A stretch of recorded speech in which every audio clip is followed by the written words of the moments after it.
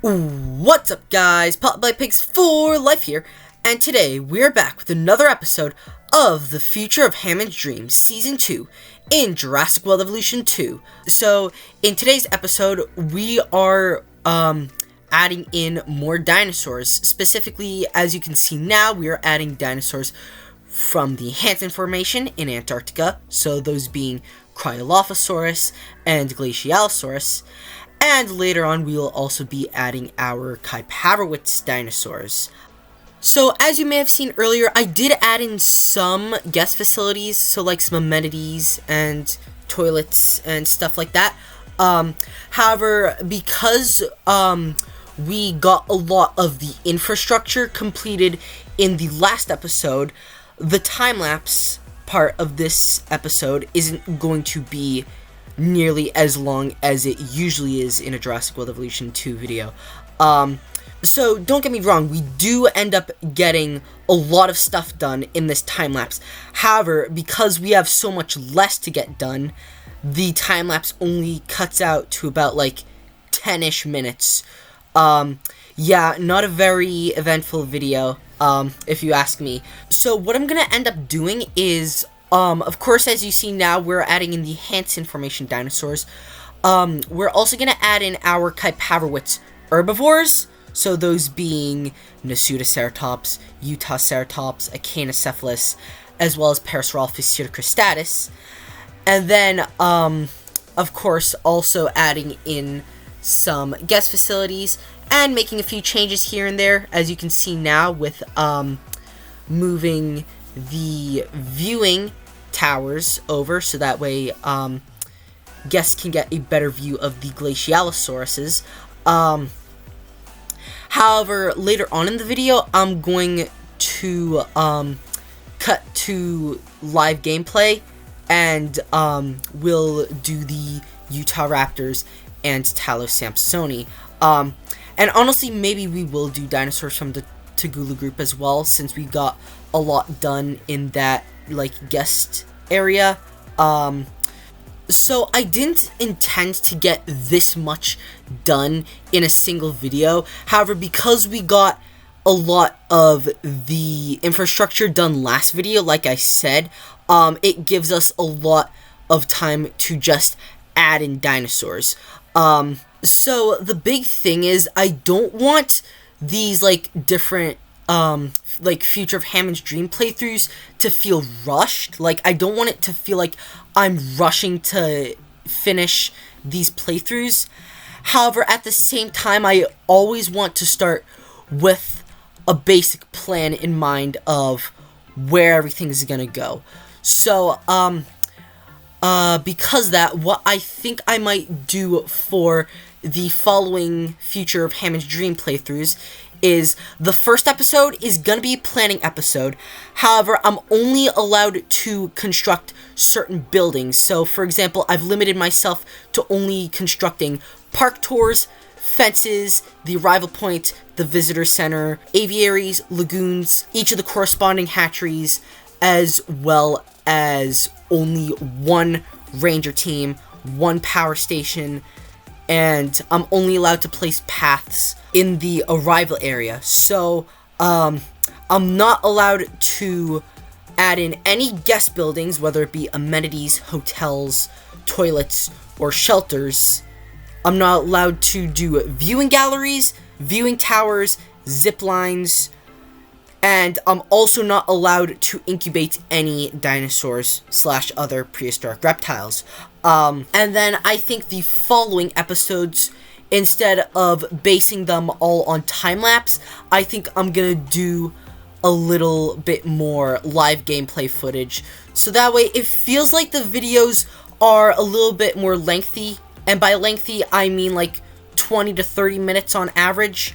But we can also spread out how much we get done across multiple videos. Like, my ultimate goal is to have like at least 4 episodes per playthrough. And then, of course, the final video of the playthrough will be a finished tour So this playthrough being The Future of Hammond's Dream Season 2, also known as Jurassic Park Yosemite, might be a little bit shorter because I'm basically still in my experimental phase where I'm like experimenting with like what formats work and what formats don't work. So yeah, so it won't be in this playthrough, but it'll definitely start in the next playthrough.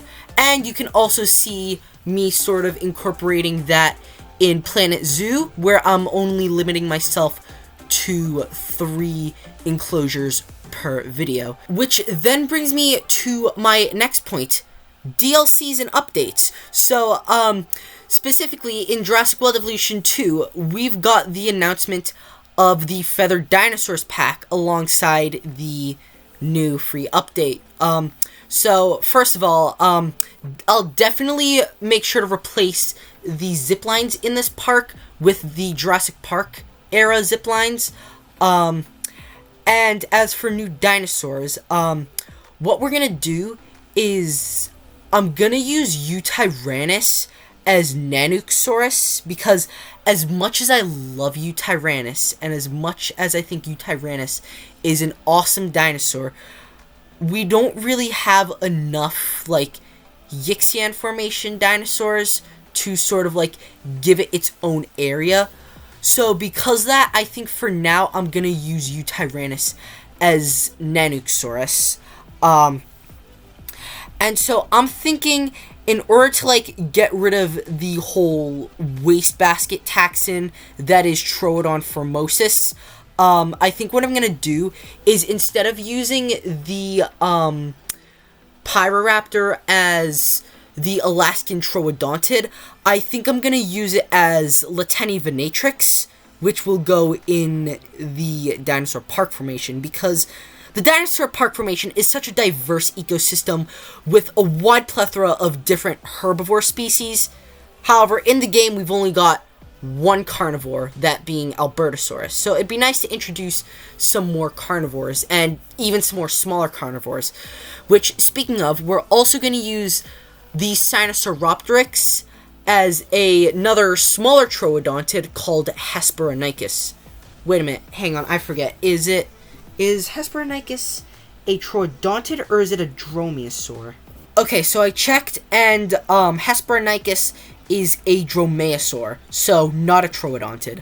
And yes, I do realize that Cretaceous North America already has a lot of representation in the game, but you know what? Leave me alone. I'm just kidding. So yeah, it doesn't really matter for this. And then, of course, there's the whole, like, Nanuqsaurus with 3 clawed hands, and Hesperonychus with no dew claw on the foot. Honestly, you just gotta use your imagination. Like, for example, with using Allura Titan as Magnapolia. Magnapolia was more similar to Corythosaurus with the whole skull shape. However, we're just using Allura Titan because we can. So you're just gonna have to, like, squint hard enough, I guess. And then also we're using Metriacanthosaurus as Bastachioversor. And Bastachioversor was a Tyrannosaurid, which means it would have had 2 fingered hands. So, yeah, you just gotta use your imagination with a lot of these dinosaurs that we're using as other dinosaurs. And then the whole, like, raptors not having feathers and stuff. But yeah, another thing that I thought about doing was, instead of saying Mosasaurus, I think I'm just gonna refer to it as Mosasaur, because I want to sort of use Mosasaurus as the Hell Creek Mosasaur, because yes, there were Mosasaur fossils in the Hell Creek Formation.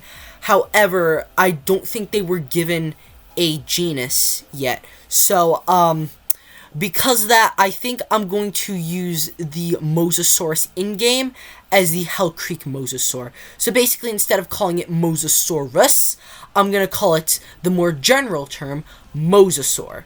So, that way we can differentiate between the Hell Creek Mosasaur and Mosasaurus hoffmanni, which lived in Europe.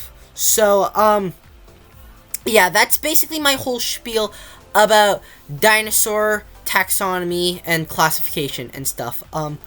Also, before we end the time lapse, I just want to say thank you guys so much for 40 subscribers. I really appreciate all the support that you guys have given me, like even just by watching this video. So yeah, but if you guys do enjoy this video and the rest of my videos for that matter, make sure to like leave a like and comment for any feedback and subscribe. And then another thing you could do that would really help me out is if you have a friend that's interested in like animals and dinosaurs and history and other stuff, definitely tell them, hey, there's this great YouTube channel called Potbelly Pigs for Life that does all that stuff. So yeah, that would definitely mean a lot to me. But at the bottom of my heart, I just really appreciate all the support that you guys have given me. My goal is, let's see if we can get to 50 subscribers by the end of this year. And now, with all your support, I definitely think that that goal is reachable. Now, on to the rest of the video.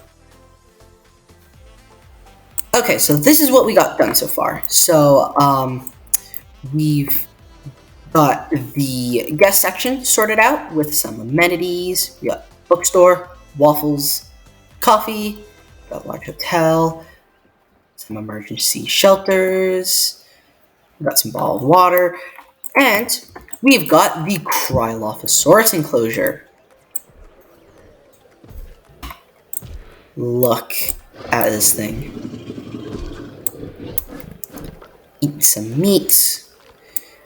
And right over here, we have got the Glacialosaurus enclosure, wherever they may be. Ah, here they are. Ooh, that's a nice skin.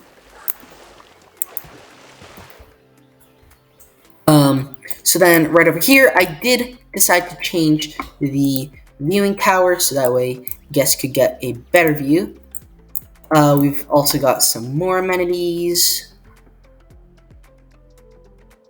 We got more hotels.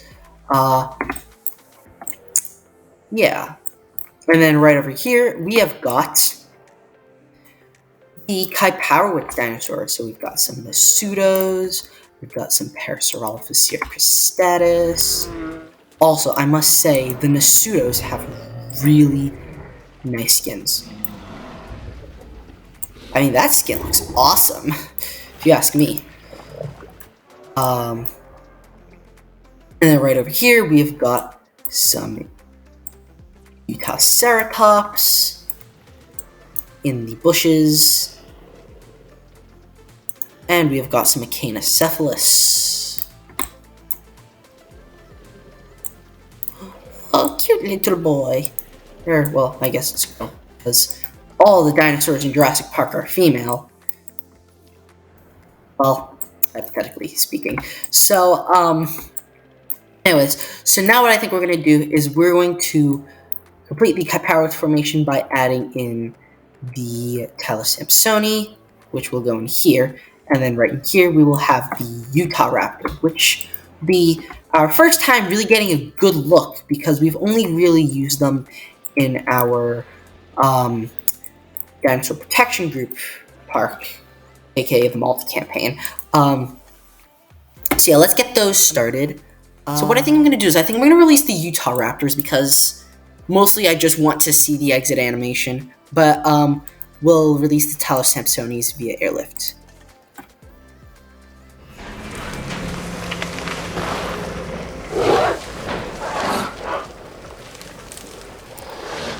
Very spooky.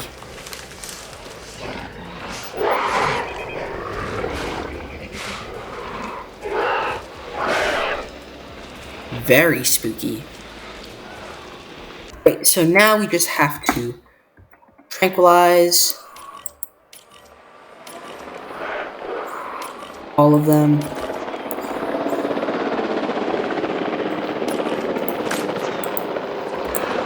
And then we'll airlift the Talasampsonis.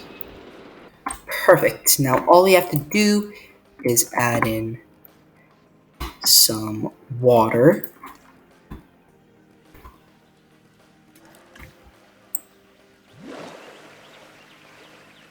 Not too big. This little small lake.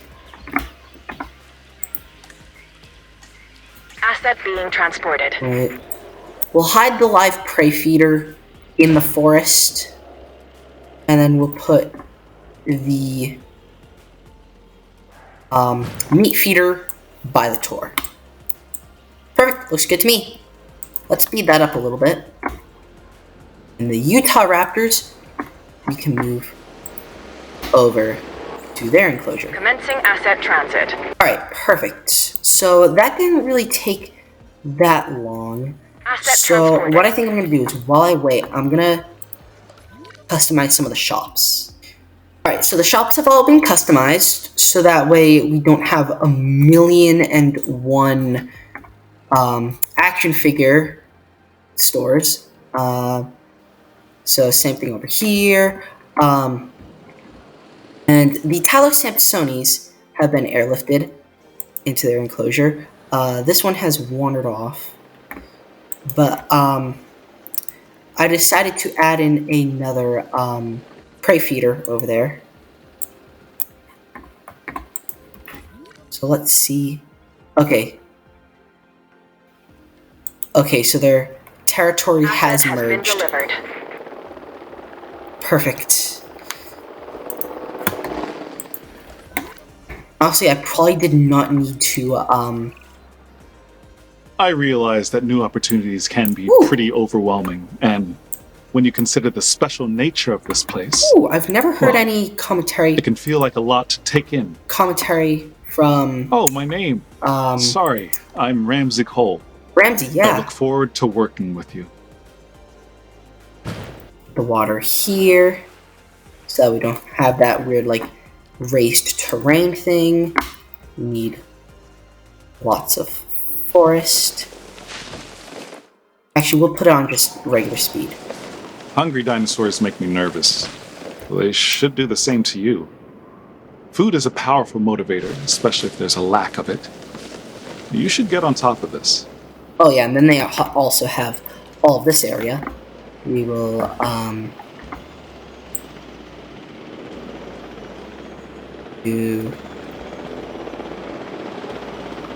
we'll do a prey feeder, like, right here. There. That should do it. Ooh, that's an interesting looking skin. Notice how I didn't say it's a good... That is a good looking skin. Aw, I love the colors.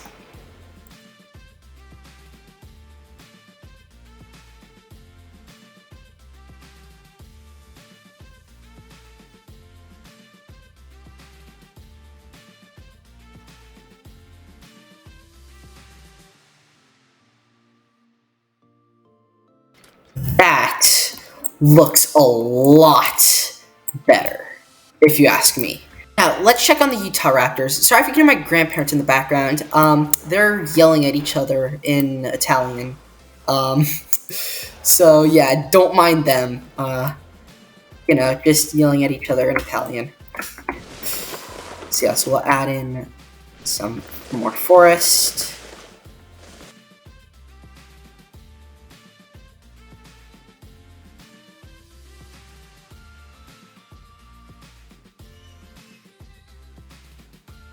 This looks like a very decent Utah Raptor enclosure, if you ask me. Maybe even like some of this brown fiber. Oh, that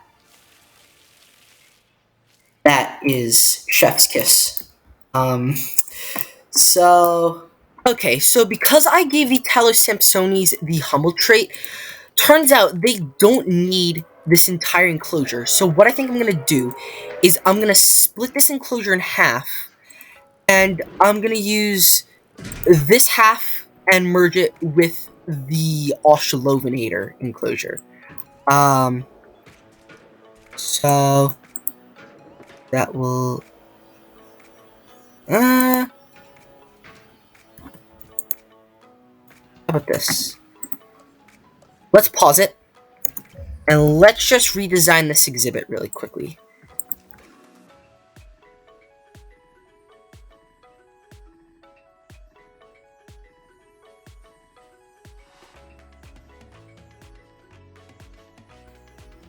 Alright, I think that should do it. Let's check in with the Talassempsones. Surprisingly, they're totally fine with their enclosure.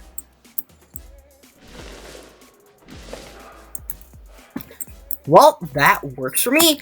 Yeah, so that's what we'll do next episode, is we will, create a little section over here for the, Australovenator and the Muttaburrasaurus, and we'll create a little guest section over here. However, one other thing that I want to do in this episode is I want to, airlift the Lateni Venatrix off-site, because, oh no, they're bashing the fence. That's bad. So, basically, since we're, using the Pyroraptor as Lateni Venatrix instead of Arctic Troodontid, we basically don't need them in this park. However, what I think we're gonna do is we're gonna pretend to sort of airlift them to another park. So, yeah. So, instead of, like, selling them, we're gonna supposedly, like, airlift them off-site where they will be housed in a future park build, which, in fact, will be the next, playthrough. So, but first, what I think I'm gonna do is to keep the illusion, I'm going to mark down the, exact skins, you know, just to, like, keep the illusion. Okay, so I have the skins written down, and now we can tranquilize them and transport them off-site. 1, 2, 3, 4, 5, 6.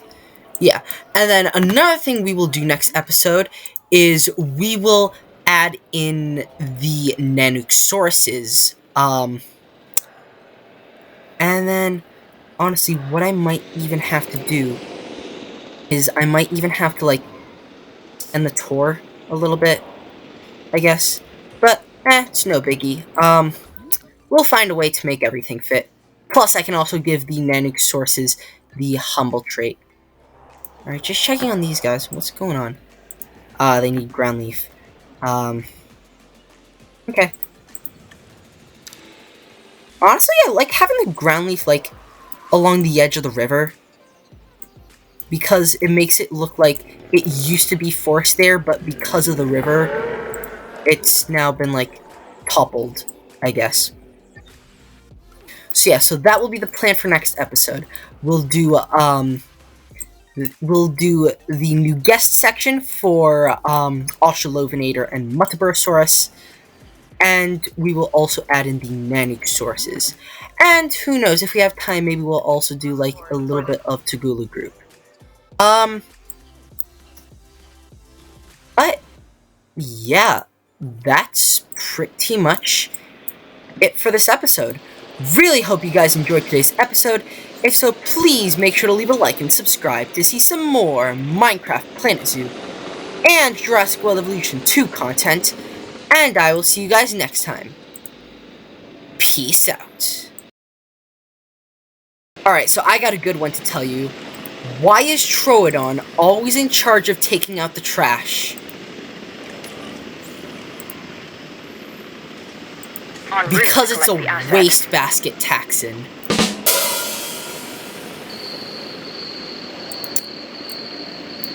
Yeah, you would really only get that if you're an avid dinosaur lover like I am.